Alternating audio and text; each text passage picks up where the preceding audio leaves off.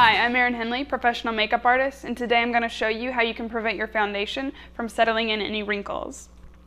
So the main thing that you're going to do before you even put on a foundation, which is the preventative measures, is to take a primer. And most primers are silicone based, and so what you're going to do is either with your fingers, sponge, or brush, just go in over the areas, probably the wrinkles that you want to go in. And what we're doing is just priming them. And it's pretty much Botox in a bottle right here. So we are filling in fine lines and wrinkles, and it's also soaking up sweat and oils that normally show those cracks.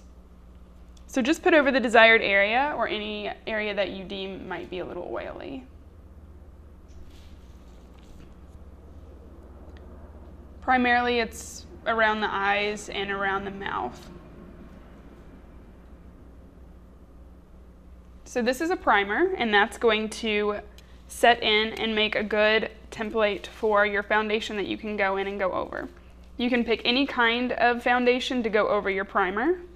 Matte, liquid, cream, does not matter. This will give a long-lasting wear and prevent those pieces of foundation from settling into any fine lines.